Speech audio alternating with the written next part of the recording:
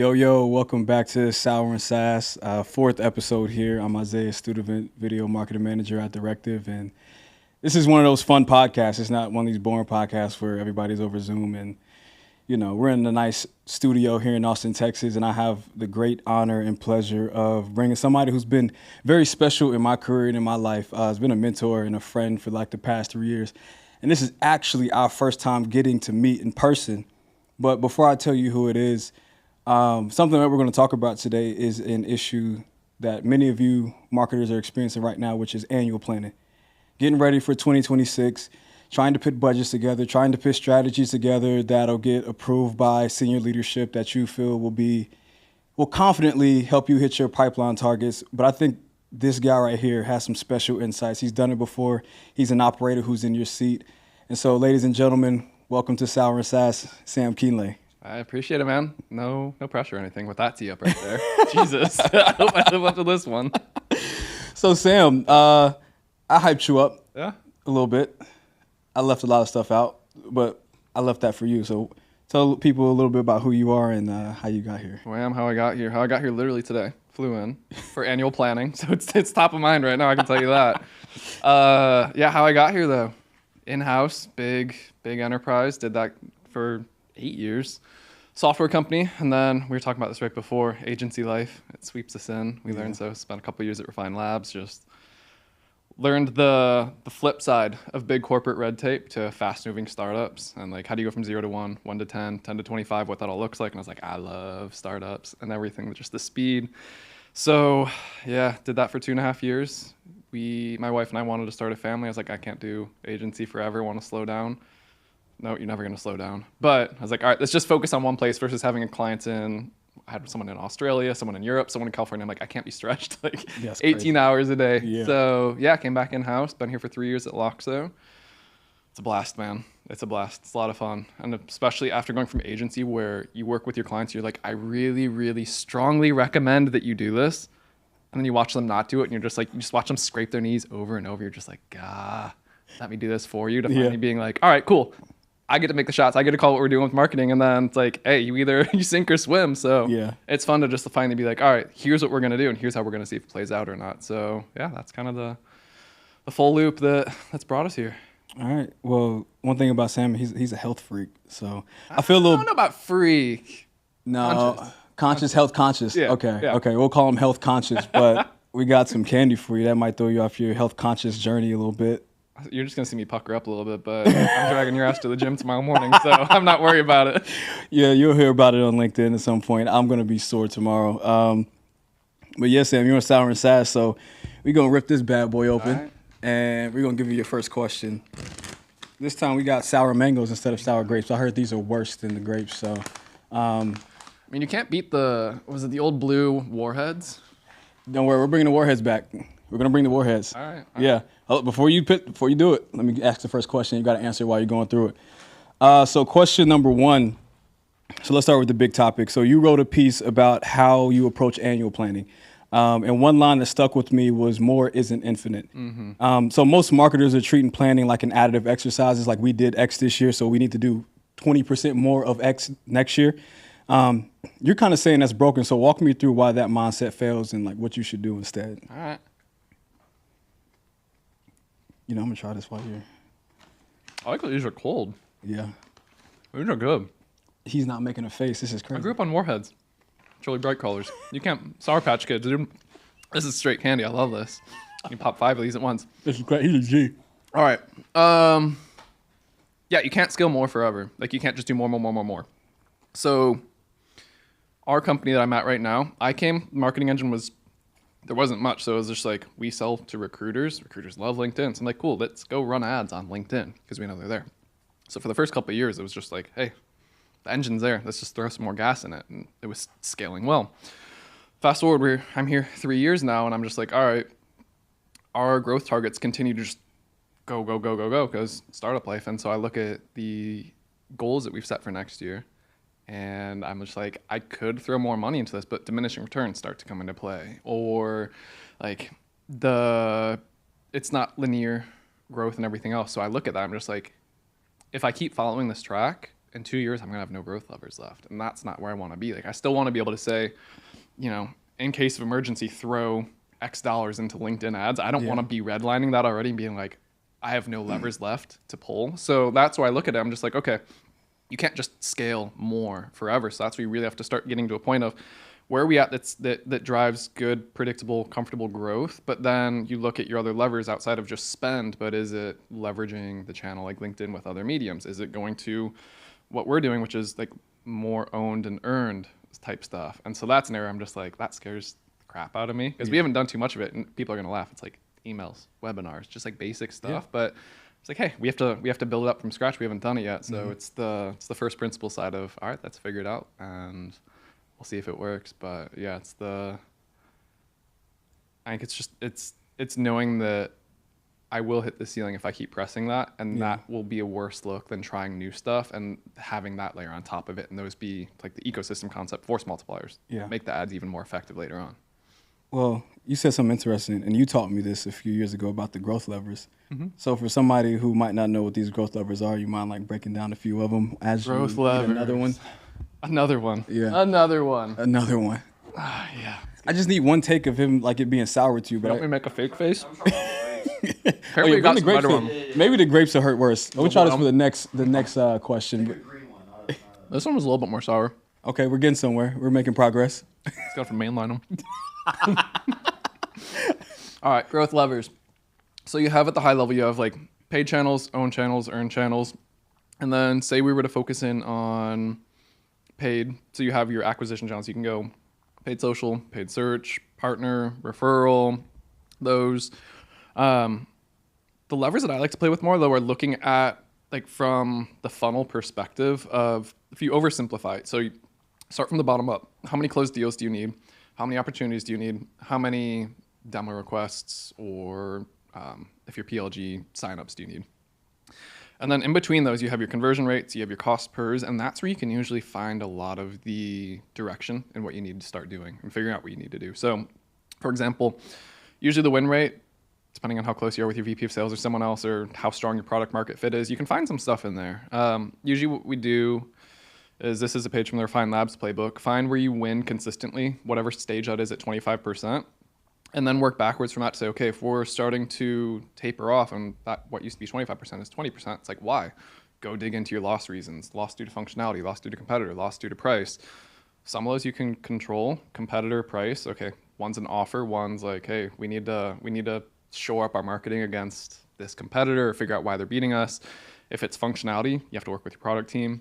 So that's one, but usually when you go up from the opportunity creation or SQO to the demo, that's where you have a lot more flexibility as a marketer to figure out, okay, why are we not converting? Is it people are dropping off, they're not qualified, they're not getting in touch? So go back, 3 years to the whole, I submitted a demo request, you'll hear back from someone in 72 hours.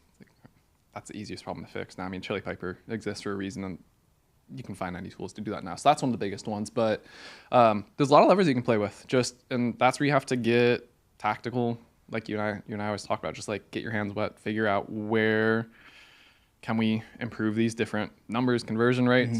But that's where a lot of the levers sit for you as a marketer. Is in that, not just like, hey, let's just go put more ad dollars in and hope this leaky bucket fixes itself. 1,000%.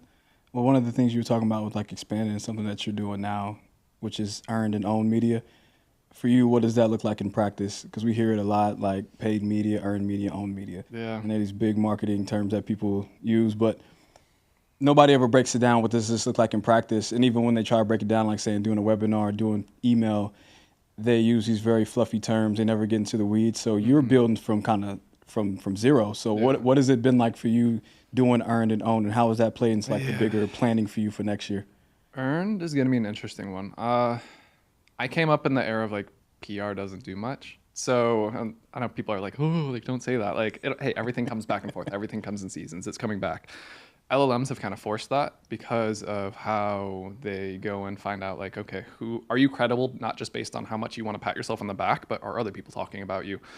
More specifically, credible sources. So if you're getting the big, publications, the big industry insight places, even like you get CNN to reference you or anything else. That's where you can get some earned stuff. So scraping the surface there, to be honest, I don't know. That's gonna be one where just full on first principles. Let's figure this out and see what works. The owned one is we were spoiled in the COVID era. People just came to us, like, we're just like, yeah, just, hey, brand, just make, like, do funny stuff, get people interested, create some education around yourself. They'll come to you. Your website mattered, but the whole, like, should we make our CTA red or blue? Like, that level of conversion optimization, that doesn't really matter unless you're talking millions of visitors per month, which people listening to this probably don't have that problem. And if they do, I wish I was you. So on the owned side, yeah, it's like you have your website, you have email, if you have like podcast distribution and what that looks like. And then you have just your expertise. So the blogs or people are pushing into like Substack, Beehive, those different places where you own some of that. So that's a one where we haven't done much email. We haven't needed to. We have BDRs and AEs who do it, like very targeted cadence stuff. But if we're talking like the one-to-many type outreach, our audience universe is huge. So we sell to recruiters. We sell globally. We sell to small and large. We sell to in-house recruiters. We sell to agency recruiters. So you can get the scope of like, hey, let's go email all these people. You're talking millions of people, and that's just to hit them once a month. Well, we know what email domains and Google is doing to people like that. Even if we just send one a month, we're going to burn our domain so fast. If we just try to send 2 million, 3 million emails a month, even if they're so valuable, because that threshold of, what is it? It's like if 7 out of 1,000 people report you as spam, or it's a really small number, then all of a sudden your domain takes a hit. You just catch someone on the wrong day, you're going to get reported as spam, even if it's the best email ever to them. So that's the part where I'm just like, well, we have to do email. Recruiters live in their inboxes. I mean, they're emailing people all the time, but how do we build this out and use this as a growth channel? How do we provide value while not being spammy, but still being frequent enough to be relevant? Because if you just pop in once and it's not really following a consistent theme, like that's why I love Substack and certain newsletters. Certain days of the week, I'm always going to get something like Kyle Poyer. He's always going to drop a killer report on a certain day. Or Kaylee Edmondson, every week, she's dropping a great newsletter. So I know what to expect, but when you do extend that out to like monthly or kind of off, then it's a little bit more jarring for people. So trying to find that balance there, that's another fun one that we're going to figure out this year. Exciting things for Loxo then. Hopefully exciting things. So then since we're talking about 2026, if you wouldn't mind walking us through the process of annual planning for you, not the pretty final deck that you show to leadership, but what's the messy first step? What are the questions you're asking yourself right now going into 2026? What's the messy first step? Am I cut out to do this? I mean, I used to joke because in Refined Labs, people would always be like, I have imposter syndrome. And at first people were like, oh, I don't want, if I tell them that, like, they're not going to trust me with that account, or they're not going to hire me, or this or that.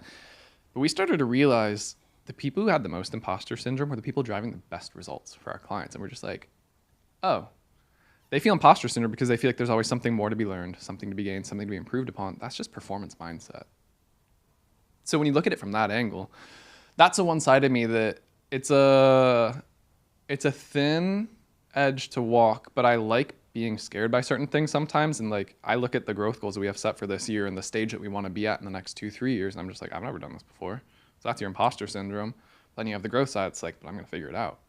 And you're going to bet your ass I'm going to figure out like whatever I have to do to get to that result. And that's why it's funny. Our company, we found with a lot of our best performing people here. And then I've looked back at previous hires we've made. Former athletes, people with military background, people that have been part of competitive team environments. I mean, that could even be like Quiz Bowl. Doesn't matter what it is, but they have that drive where it's the team first mentality of I'm going to learn, I'm going to put it all out there, I'm going to help us achieve this result, not look at how high I can blow my quote out of the water and not help this other AE who's struggling, but we have this whole concerted effort. So that's a part that I love because I'm just like, we're going to figure it out as a team one way or another to get to it. But in the back of my mind, there always is that like, can I though? Is there someone else better suited to this? Probably, but that's the fun part. Okay. I'll let you get 2 questions without eating the... I need to try one of the sour ones. Let's see. Things over here waiting for me to try this one. Dude, let's see if the green grape Green grapes. actually gets you. I hope it does. All right, so the green one.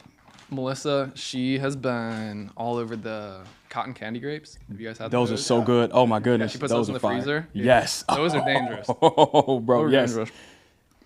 While you're chewing on that, how do you balance killing your darlings with doubling down on what's working? Where do you kind of draw the line? Because a lot of Say it people. one more time. So how do you balance killing your darlings? Because some people have ego put into their strategy for next year, and they'll go the entire year on something that's not working, and they won't kill it. So how do you balance killing that thing where it's like, man, that's my love child. I know that's going to work next year, and then it doesn't. Yeah. And then you have to double down on what sounds boring. Yeah. Is That's that a any tough more one. sour, by the way? I'll try another one in a minute. I'm gonna do 2 at the same time. Next one.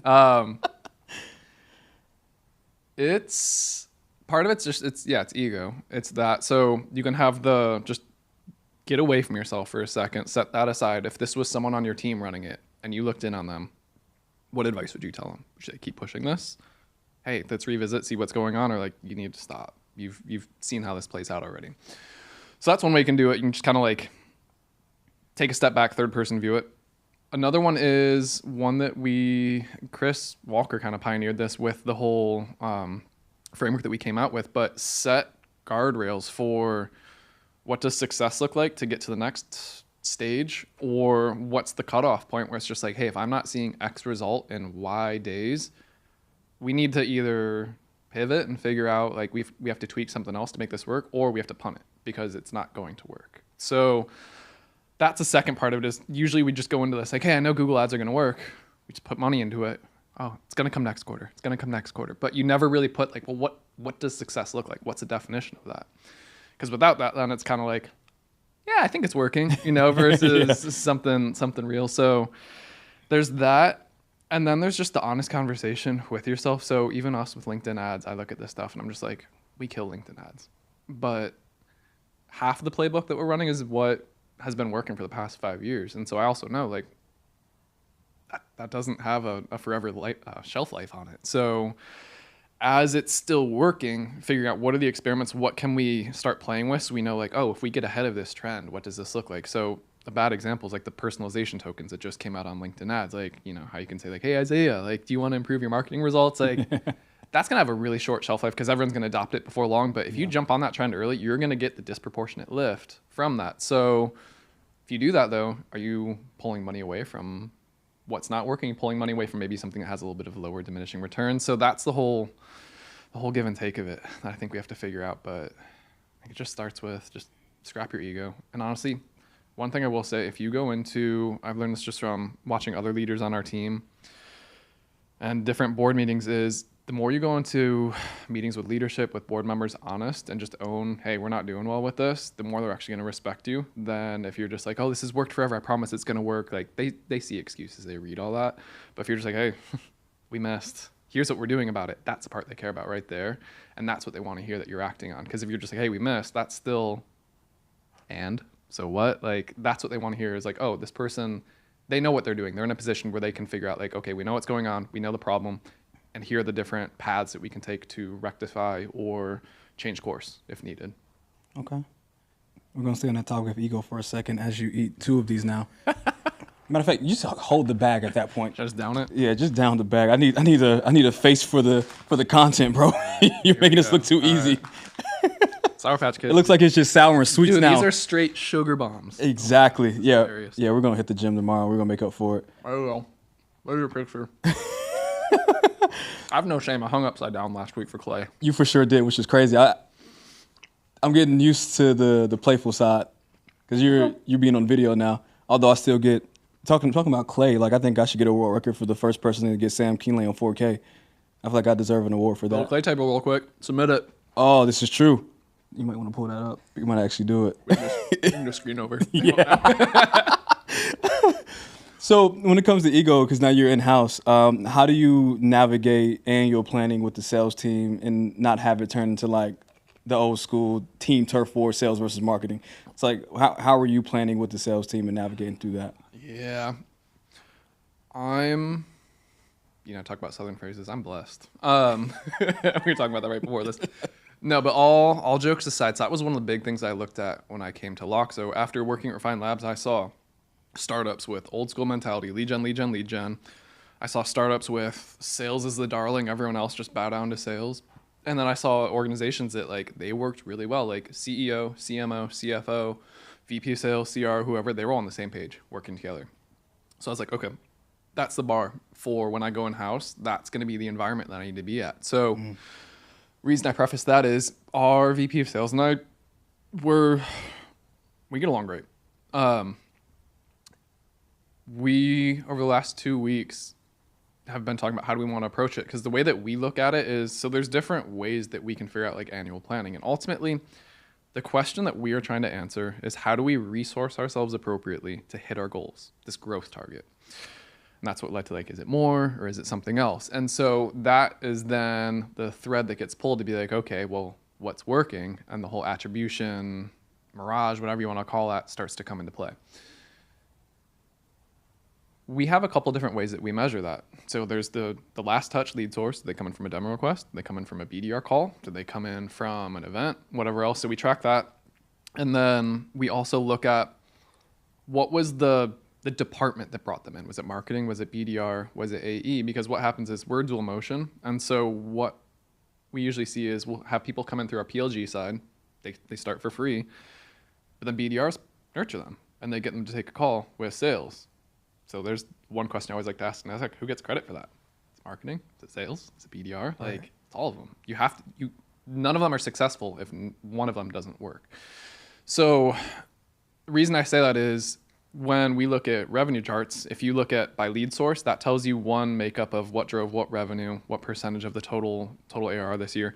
If you look at by department, that tells a different story of how much is BDR carrying versus marketing. And so we look at it from two lenses. One is the lead source. So marketing, when you account for the PLG that gets nurtured by BDRs, I'm like, well, I have to keep pumping in at the top for BDRs to act off of. So from a resourcing perspective, I need to be hitting whatever that percent is to get us to growth.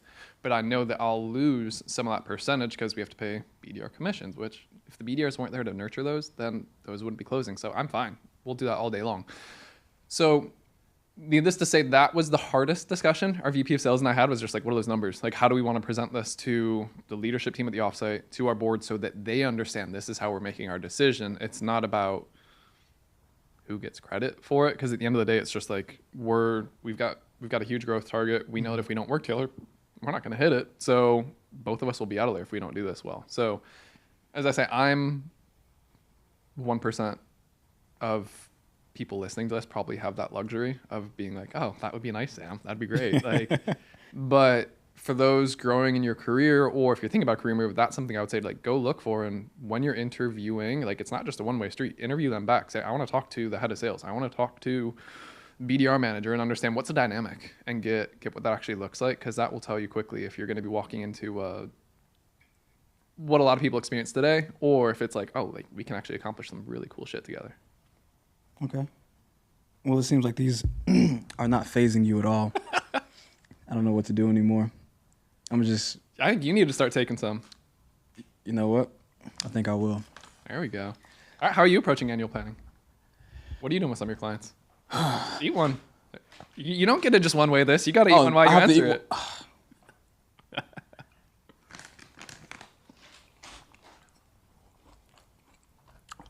I don't got the tolerance. Oh my God. I'm trying to answer so quick. That's worth it right there. And that wasn't even the green one. I mean, because it's similar to yours. It's like work from the target backwards. It's something you even taught me like 3 years ago. Like start at the bottom of the funnel. Yep. Everybody starts at the top of the funnel. We need more leads, more leads. No. How many opportunities do we need at the current win rate in order to hit X AR? It goes back to the growth levers. Once we're able to figure out what those growth levers are, we can start playing with them. And the thing is, it only takes 1 to 2 small percentage points per like lever to make a very big difference. Oh yeah. You go from talking to sales and them having an 18% win rate to 20%, and then you're increasing demoed opportunity rate by a few basis points as well. And now you're seeing so much more ARR come through the pipeline. Yep. And so we're always starting there when it comes to annual planning. But then also trying to figure out what channels, it's like what you said, the diminishing returns. Everybody thinks it's always do more channels. And that's something that I am not a fan of. Like, just because you're CEO read some article about, yo, go do TikTok for B2B. It does not mean it's going to work well for you. And so you're putting $100,000 worth of resources and budget into a channel that's not going to work for you right now, instead of doubling down on what's actually working.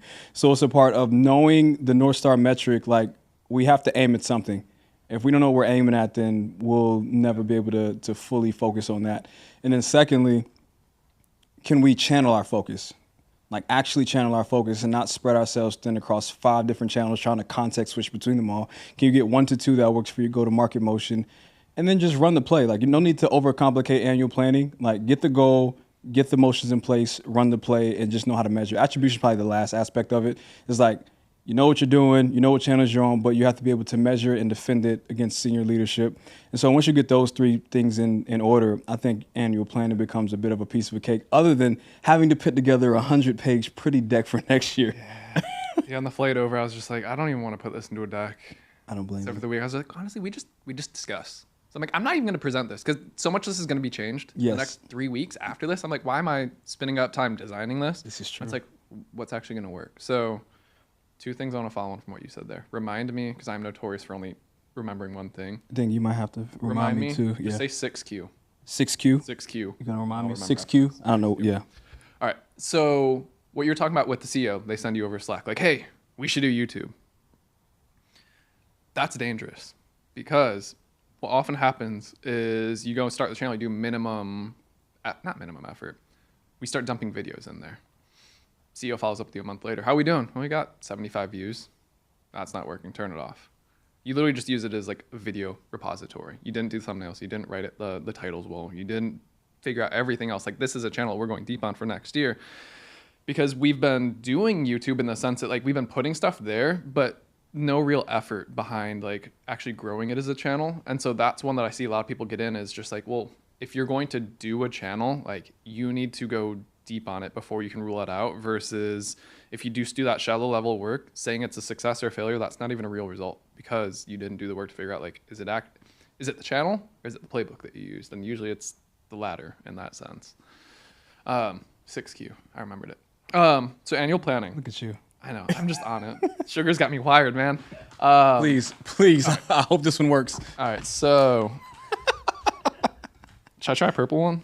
Try a purple one. Yeah, try one green, one purple at the same time. There it is. They're stuck. I think this one's gonna be the one. I got some. I feel like he's faking it. I feel like you're faking that reaction. I had some first. Okay. I grew up on sugar, man. I did too, but I still get shocked by this. Sorry, 6Q. Before I forget. Those are good. You can have the bag after we're done. 6Q, yes.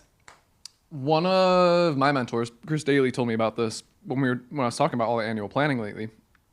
And he runs, I forget where he said he learned it. It might have been like Bain or McKinsey, one of those he picked it up from, but it's a 6Q methodology where it's just like, what are we doing for the next 6 quarters? Because he's like, annual planning, you do all this work, and I'm totally going to butcher what he told me.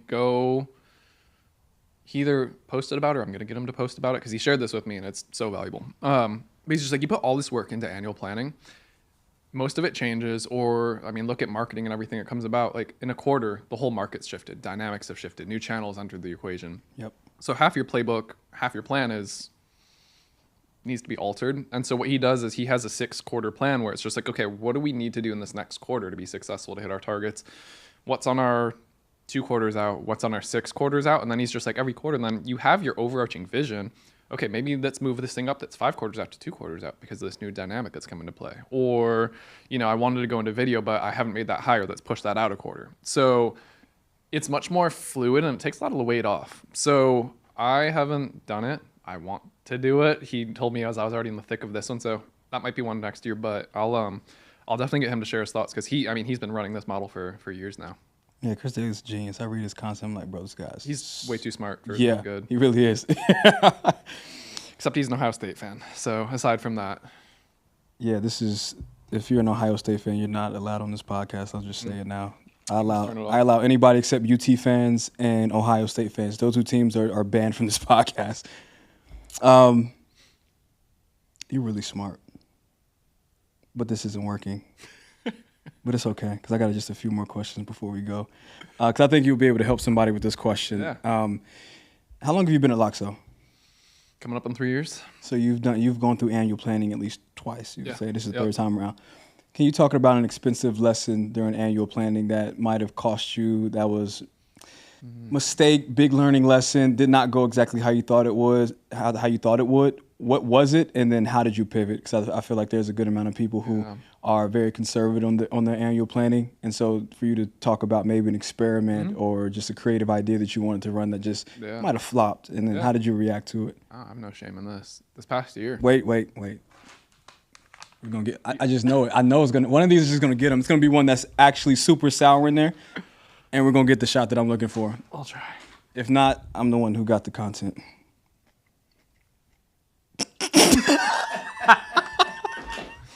I want to freeze frame you. I don't think it's gonna happen. We might have to part 2 this. We are. Do you guys have those? You remember those straws? What are they're like this long. Yeah. We used to drink like pop out of them. Sorry, from Midwest, call it pop, not soda. It's okay. I forgive you. But just, I don't know. I think my sour tolerance just isn't.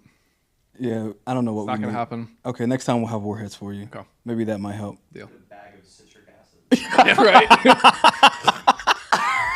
And there goes Sam. Citric acid next time for Sam. Let's go. Yeah. All right. So what's flopped? Yeah. Yeah, this past year, we had some big growth goals. So we had our normal annual planning, which is startup, need to grow, and usually any startups like 20 to 40% is solid growth. And then in Q1 we got a round of investment, and with that also came growth goals on it. So we had like 2 years of growth in one. But as part of the annual plan and that I had 2 big bets this year, 2 big bets, ABM, SEO. Ooh, Sam, those are what every marketing is doing. But they were like proper strategies and everything else. So the ABM side,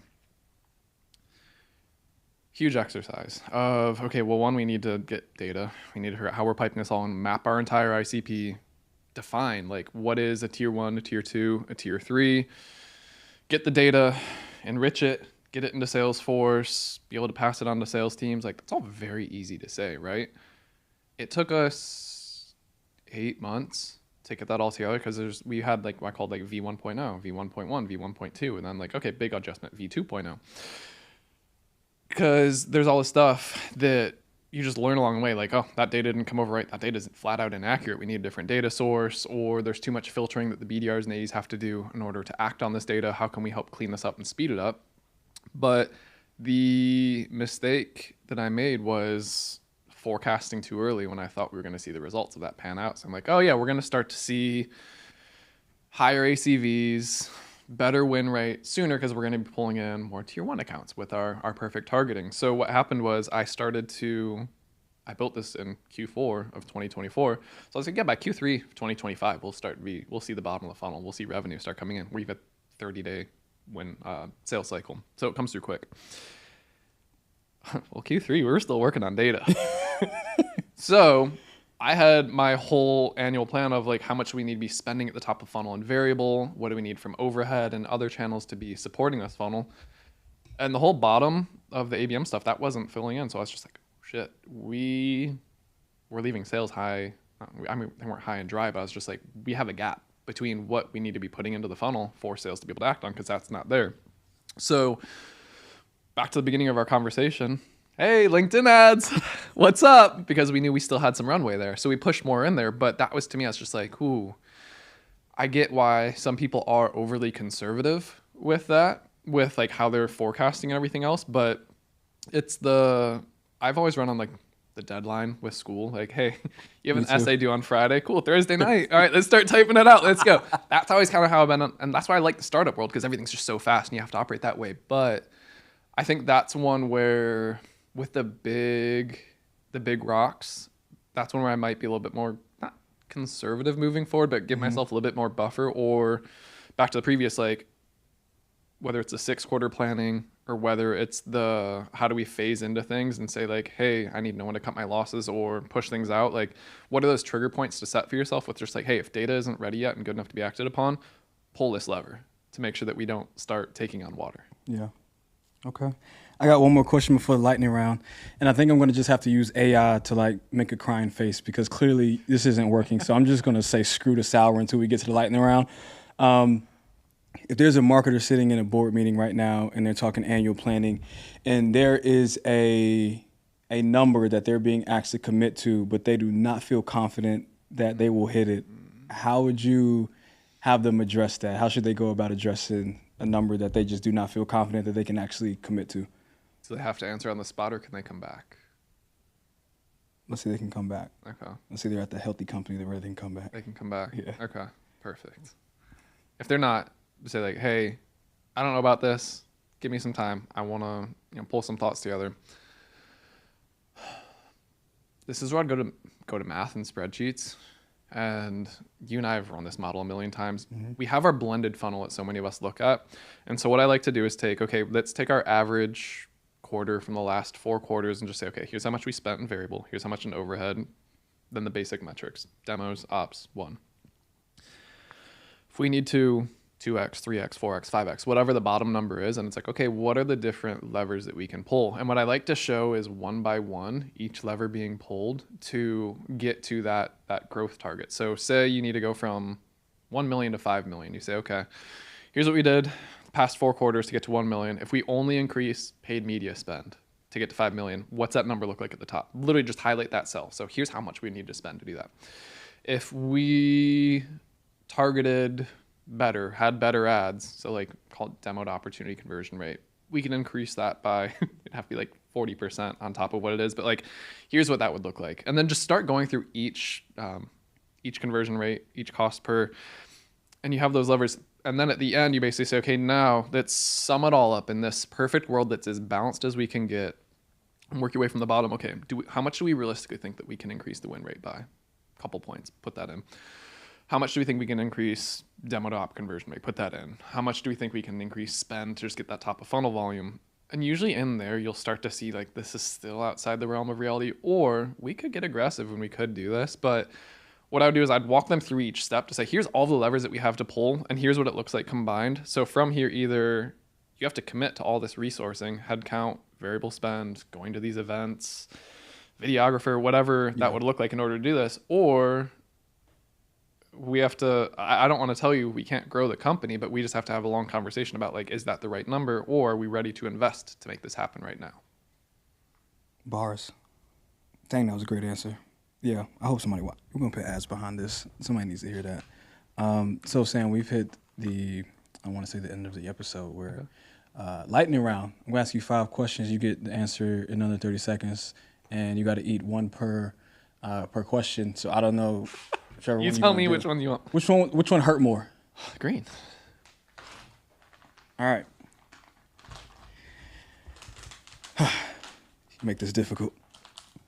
So, first question, 1 metric or KPI that every marketer tracks but genuinely doesn't matter.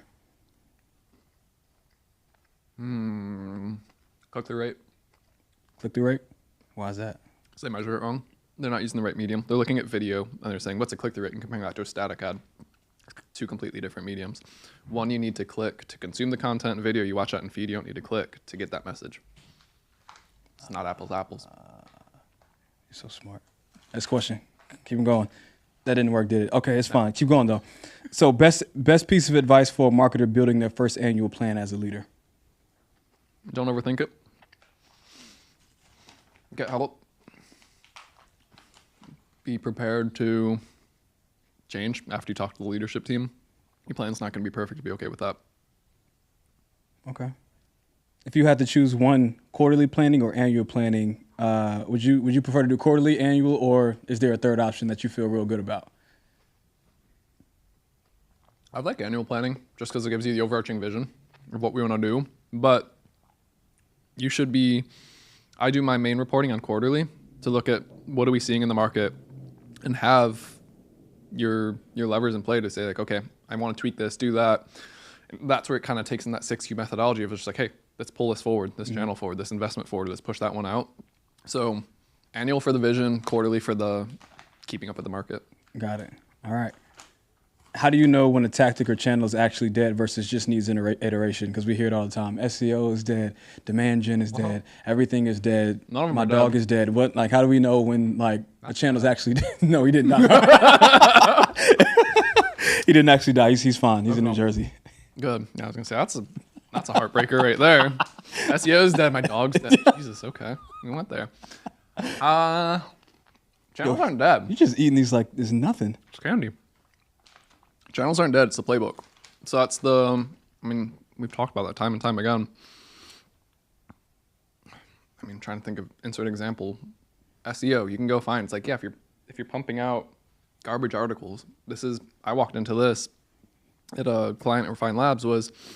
They were doing SEO really well. They're putting out 10 articles a day, hitting all of the main keywords with the most volume. But then you go to the article and you're just like, this is the most fluff, unhelpful content. So yeah, you're showing up, but the people are bouncing because they're just like, this isn't even answering the question. So that's where it's the channel is working. You're getting the people on there, but your execution is what's wrong with it. So I don't know. I think billboards aren't dead. I mean, literally the only things that are dead are like what? Horseback messaging, what's the Morse code? Like, Yeah. I don't have a good answer for those ones, but hey, maybe we'll bring back Morse for our marketing. Hey, we might. It might be a fire thing to do. We could come up with a skit like that for a thing. Yeah, something with Morse code. Last question, as you seemingly enjoy these. Psycho. Literal psychopath. So you wrote, keep the goal, adapt the plan. Is there a time when you should actually kill the goal, or is that never the answer? That's like life advice. To be right there. Damn. All right, let's stay at that level. If it's impacting your health, if it's impacting your family, if it's impacting your friends, if it's impacting the joy you get out of work, yeah, kill the goal. If not, keep pushing. Well, as Sam finishes enjoying this bag of what I thought want would... some? No, no, I don't want it. Yo, Sam, is this your first time in Austin? No. No, it was just our first time connecting. Well, it's been a last pleasure. time I missed you. I know. I but it's thought you were okay. in Houston, and you're just like, no, I was in Austin the whole time. Yeah, that was my bad. All good, all good. Well, we did it. After a few years, 3 years, we finally did it. Yeah. Yeah. Now it's time for Sam to go hit the gym and work these calories off. So, Yeah. Sam, appreciate you, bro, for hopping on the podcast. Yeah, man. Yeah. It's fun. Yeah. Glad we can finally make it happen. Of course. Well, until next time, we'll catch y'all on the next episode of Sour SaaS.